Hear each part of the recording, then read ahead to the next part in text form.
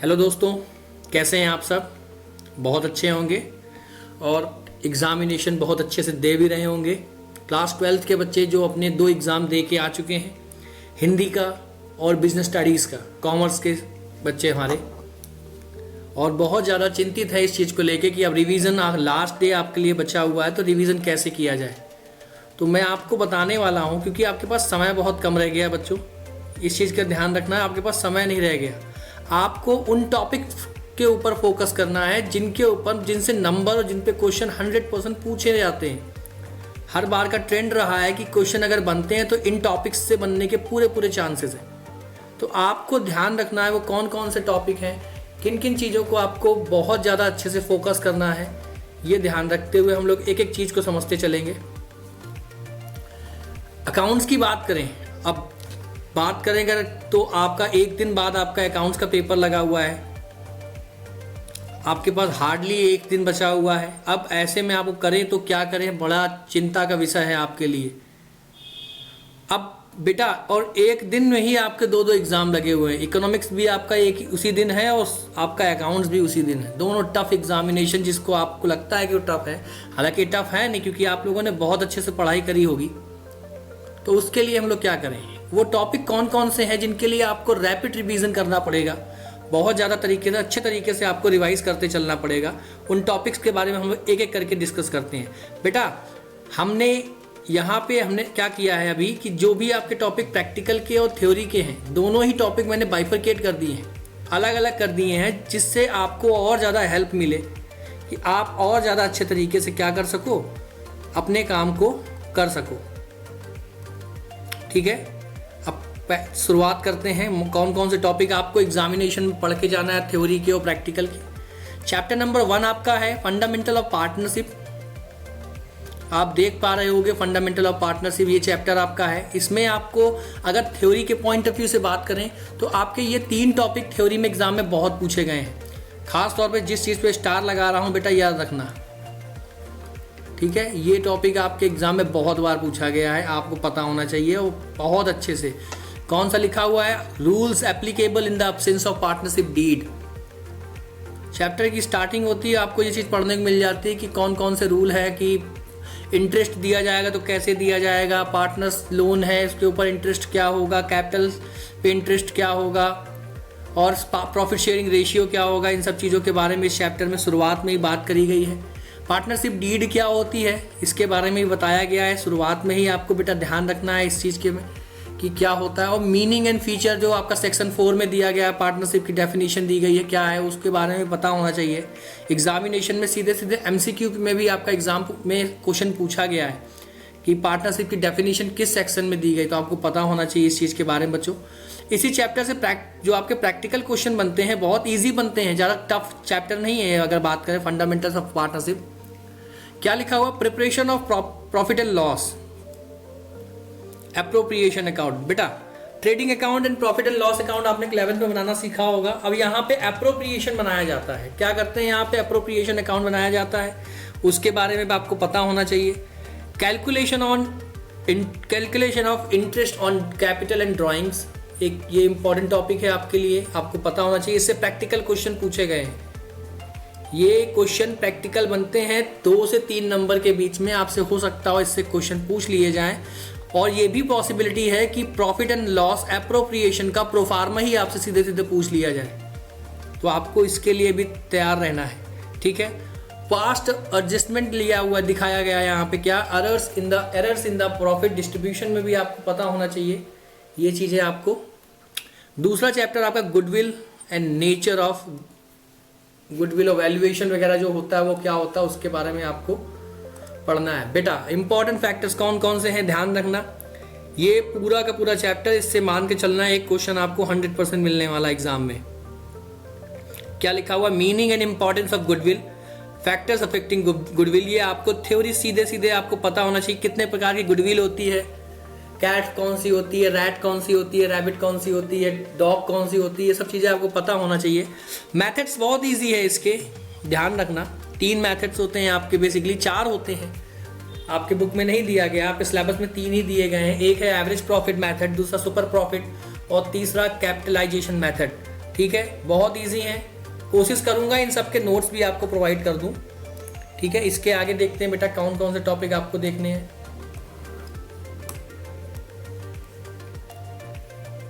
तीसरा आप देख पा रहे होगे, तीसरा चैप्टर आपके एग्जामिनेशन के लिए admission of a partner.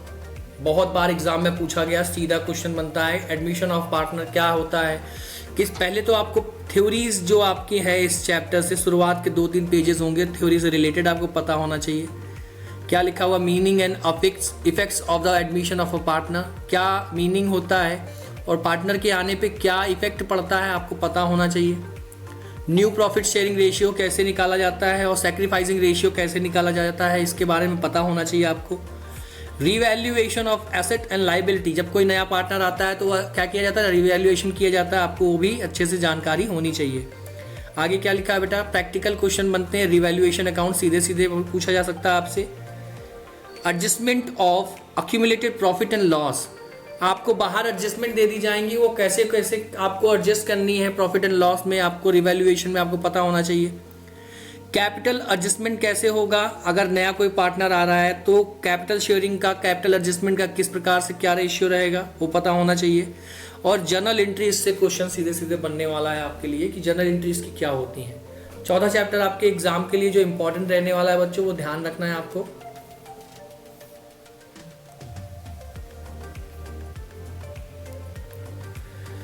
Fourth chapter आपका है रिटायरमेंट एंड डेथ के बारे में, इसमें बात होने वाली है। इसमें क्या देखने को मिलेगा, सबसे पहले थ्योरी में क्या क्या पढ़ के जाना है आपको। लिखा हुआ है मीनिंग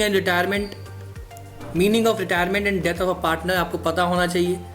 अब जब कोई पार्टनर आता है या जाता है तो आपको देखने को मिलता है क्या कि कोई ना कोई पार्टनर हो सकता हो गेन कर रहा हो या कोई पार्टनर हो सकता है सेक्रीफाइस कर रहा हो, तो आपको ये पता होना चाहिए इस चीज़ के बारे में। इफेक्ट क्या होता है, इफेक्ट्स क्या होते हैं फर्म के ऊपर, अगर कोई पार्टनर आ रहा होता है फर्म में, रिटायर हो रहा होता है या कोई पार्टनर की डेथ हो जाती है, जो फर्म डिसोल्यूशन की बात नहीं कर रहे हैं अभी हम लोग, उस समय पे क्या होने वाला है, फर्म कंटिन्यू होती है तो फर्म की जो टोटल एसेट या लाइबिलिटी पे क्या असर होगा, इससे रिलेटेड क्वेश्चन एग्जाम में पूछे गए हैं। थ्योरी पॉइंट ऑफ व्यू से ध्यान रखना है आपको।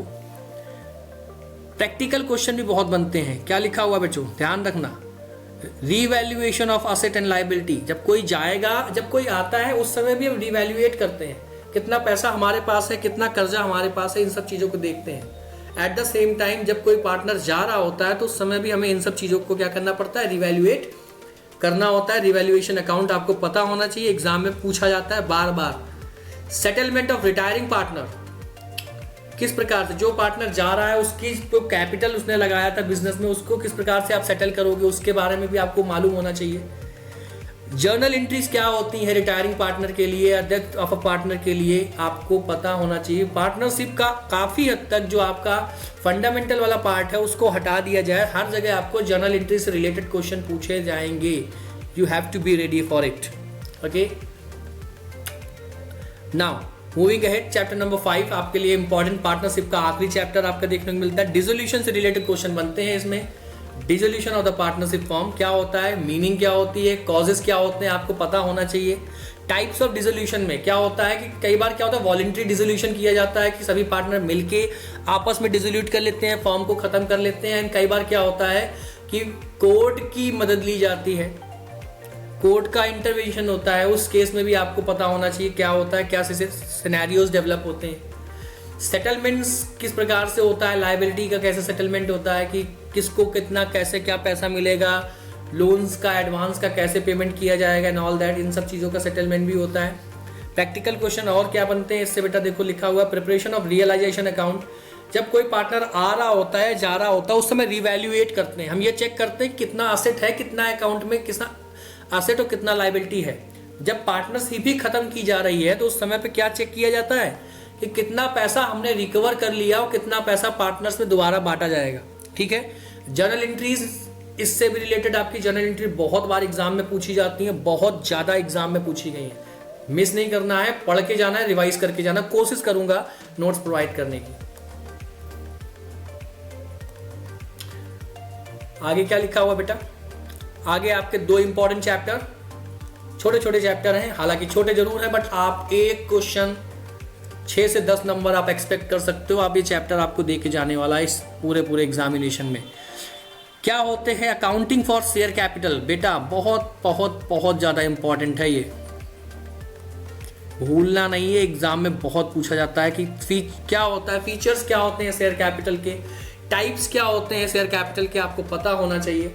मीनिंग क्या होते हैं, आपको आगे बढ़ते हैं। मीनिंग के बारे में बहुत बार पूछा गया कि मीनिंग क्या होता है, ऑथराइज कैपिटल क्या होती है, इशूड कैपिटल क्या होती है, सब्सक्राइब कैपिटल क्या होती है, पेड अप कैपिटल क्या होती है। हर एक चीज़ के बारे में at least you should aware about it. If you don't know in that case it will definitely harm you.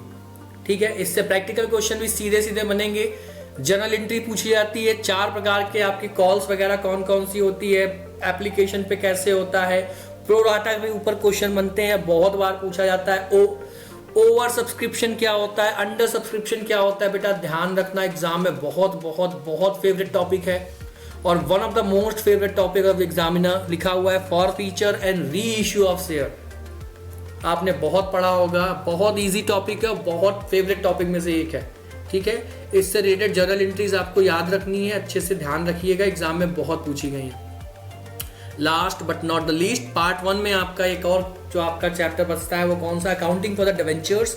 Same वही चीज़ आपको ध्यान रखनी है, secured, unsecured, redeemable and convertible क्या होते हैं, कैसे होते हैं, मीनिंग क्या होती है डिवेंचर्स की, फीचर्स क्या होते हैं, इन सब चीज़ों के बारे में। जिस प्रकार से आपने एंट्रीज पढ़ा था शेयर्स में, यहाँ पे भी आपको वही चीज़ देखने को मिलेगी। Issue of debenture, at par, at premium and discount, ये सब क्या होता है, रिडम्पशन कैसे किया जाता है इनका, कि जब पैसा वापस किया जाता है, उधार का पैसा। डिवेंचर क्या होता है, एक प्रकार से उधार होता है जो पब्लिक से डिमांड किया जाता है, कंपनीज करती हैं, जब उधार वापस करते हैं तो कैसे करते हैं। जर्नल एंट्रीज क्या क्या होती हैं आपको पता होना चाहिए, ये सब एग्जाम में बहुत बार बच्चों पूछा गया है, अच्छे से पढ़ के जाइएगा। ये प्रैक्टिकल और थ्योरी क्वेश्चंस हैं आपके पार्ट 1 के, जो आपको पढ़ के जाना चाहिए, आपको पता होना चाहिए, एग्जाम में पूछा जाता है। ठीक है, थैंक यू। आपके कुछ 2-3 चैप्टर आपके और कौन कौन से इंपॉर्टेंट चैप्टर हैं आपके, लिखा हुआ है financial statement of a company. सबसे पहले आपको ये देखने को मिलेगा, आपने क्लास 11 में बहुत बार पढ़ा होगा किस प्रकार से आप बैलेंस शीट बनाते थे, ट्रेडिंग अकाउंट बनाते थे और प्रॉफिट एंड लॉस बनाते थे। अब क्या हुआ कि 2013 में जब नया कंपनीज एक्ट आया तो उसके हिसाब से बैलेंस शीट का जो शेड्यूल है वर्टिकल स्टाइल में बनाने लगे बैलेंस शीट। अब जो कंपनीज बनाती हैं बैलेंस शीट कैसे बनाती हैं, वर्टिकली इस चीज़ को बनाया जाने लगा। अब उसको भी आपको अच्छे से पढ़ के जाना बच्चों, ध्यान रखना। एग्जाम में प्रैक्टिकल के साथ साथ कोई क्वेश्चन इससे बनते हैं। क्या लिखा हुआ, meaning and objective of financial statement, क्यों बनाते हैं, क्या उद्देश्य होता है, इसका मतलब क्या होता है, इन सब चीज़ों का आपको पता होना चाहिए। कंपोनेंट कौन कौन से होते हैं, कौन कौन से फाइनेंशियल स्टेटमेंट का मतलब क्या होता है आपको पता होना चाहिए। कंपोनेंट मतलब क्या पार्ट होते हैं, किस तरीके से आप बना सकते हो balance sheet, profit and loss account जो है इसके पार्ट होते हैं, आपको पता होना चाहिए। इसके साथ साथ लिखा हुआ बच्चों, क्या लिखा हुआ है एग्जाम में, इसके प्रैक्टिकल क्वेश्चन बहुत बार पूछे गए। जैसे कि क्या पूछा गया है, preparation of balance sheet as per the schedule 3 of the companies act 2013। जो शेड्यूल 3 है कंपनीज एक्ट का 2013 के जो आपका आया था, उसके हिसाब से नए तरीके से जो बैलेंस शीट बनाया जा रहा है, वर्टिकली जो बनाई जाती है, वो कैसे बनाया जाता है आपको पता होना चाहिए। हाँ, अब मोस्ट इंपॉर्टेंट क्या है बेटा, इसे नोट्स बहुत पूछे गए हैं। नोट्स ऑफ अकाउंट आपको पता होना चाहिए बनाना। बैलेंस शीट तो लोग क्या करते हैं, बच्चे याद कर लेते हैं अच्छे से, पर नोट्स ऑफ अकाउंट कैसे करना है, जो आप बेसिकली एडजस्टमेंट करते थे पुराने वाले तरीके में, यहाँ पे भी कुछ नया नहीं करना है आपको। एडजस्टमेंट कैसे करना है वो पता होना चाहिए। जैसे डेप्रिशिएशन को कैसे दिखाना है, बैकडेट्स का क्या होता है, पीएफपीडी क्या होता है, आउटस्टैंडिंग एक्सपेंसेस क्या होते हैं, प्रीपेड एक्सपेंसेस क्या होते हैं, ये सब चीज़ों के बारे में नोट्स कैसे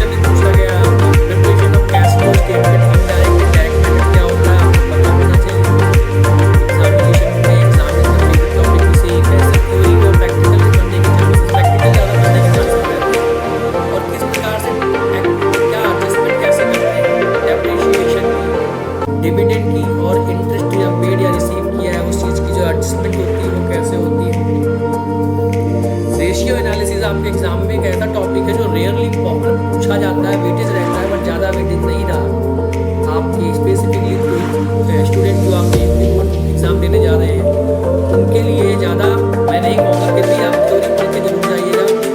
मीनिंग क्या होता है, उसकी इंपॉर्टेंस क्या होती है, क्यों जरूरत पड़ती है, रेशियो एनालिसिस की आपको पता होना चाहिए, पढ़ना पड़ेगा। और टाइप्स ऑफ रेशियो आपको पता होना चाहिए, कौन कौन से रेशियो है, आपको क्या क्या जरूरत होती है, और उनका इंटरप्रिटेशन कैसे करना है, you should know about it. ठीक है, इससे प्रैक्टिकल क्वेश्चन बनते हैं, कैसे बनते हैं, लिखा हुआ है लिक्विडिटी रेशियो, करंट रेशियो क्या होता है, क्विक रेशियो क्या होता है, डेट इक्विटी रेशियो, बहुत सारे रेशियो हैं। इतना अगर आपने पढ़ा नहीं है तो मैं आपको सजेस्ट करूँगा कि इस टॉपिक को, जो इसकी थ्योरी वाला पोर्शन है उसको आप पढ़ लो, और चीज़ें बाकी रेस्ट वाली चीज़ें जो है इसको अवॉइड करके जाना। ये कंफ्यूजिंग है, एक दिन में 2 दिन में आप इसको कवर नहीं कर सकते। अगर नहीं पढ़ा है तो मैं आपको सजेस्ट करूँगा अवॉइड कर देना इस चीज़ को, ये पढ़ लेना थ्योरी वाला पोर्शन। ठीक है, और एक और आपको सिंपल सी एडवाइस देना चाहूँगा, अगर आप एग्जामिनेशन जा रहे हो अकाउंट्स का देने, अगर न्यूमेरिकल वाला